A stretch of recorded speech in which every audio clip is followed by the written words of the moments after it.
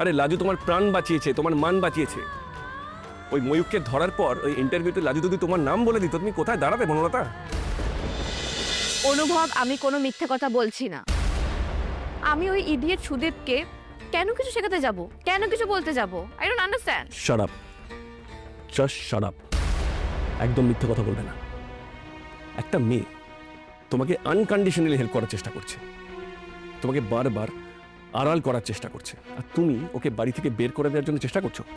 হ্যাঁ, ওর বরের মাথায় নোংরা বুদ্ধি ঢুকিয়ে এখানে এনে ঝামেলা করানোর আগে তুমি দুবার ভাবলে না? থামো, তুমি থামো। লাজু কি করেছে? লাজু আবার উপকার করেছে, আমাকে সাহায্য করেছে? না অনুভব, লাজু কোনোদিনই আমাকে সাহায্য করেনি, উপকারও করেনি।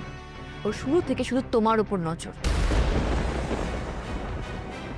যতদিন আমি ছিলাম ততদিন ভালো ছিল, তোমাকে বশ করার চেষ্টা করেছে, আর তুমিও প্রশ্রয় দিয়েছো। এখন আমি চলে এসেছি না, তারপর থেকে তোমাদের মুশকিল হয়েছে, তাই এভাবে রিয়াক্ট করছো। এই শাট আপ। এ তোমার লজ্জা করে না?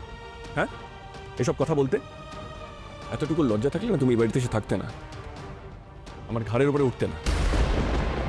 আচ্ছা, তুমি কি করে এত জোর গলায় কথা বলছো আমি ভাবতেই পারছি না। বললো তা, তোমার তো কীর্তির শেষ নেই। বিয়ের রাতে নিজের খেয়ালে একটা অন্য ছেলের সঙ্গে থাকবে বলে পালিয়ে গেছিলে, তারপরে সে যখন অ্যাকসেপ্ট করলো না, তখন নিজের নামধাম লুকিয়ে একটা গরিব মানুষের বাড়িতে মিথ্যে কথা বলে বাস করলে। প্রেম করলে একজনের সঙ্গে, বিয়ে করলে আরেকজনকে, আবার হাত ধরে চলে গেলে আরেকজনের সঙ্গে।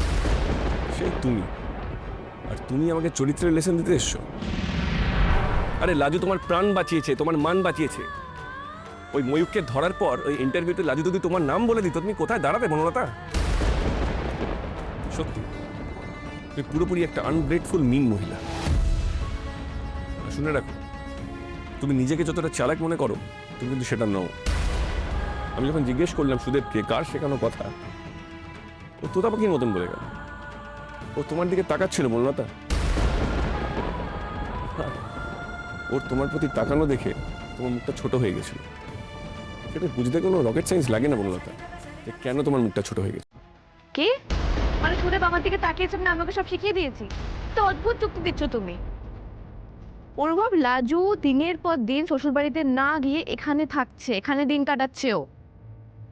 দেখো, সুদেবের বাড়ির লোকেরা গ্রাম্য হতে পারে, বোকা হতে পারে, গরিব হতে পারে, কিন্তু লাজুর এই প্রত্যেকটা দিন এখানে থাকা, ওর এখান থেকে না যাওয়ার কারণটা, তার জন্য বেশি বুদ্ধি লাগে না, সবাই সব বুঝতে পারে। তাই বেকার বেকার আমাকে দায়ী করছো কেন তুমি? কারণ আমার জীবনের প্রতিটা ডিজাস্টারের জন্য তুমি দায়ী।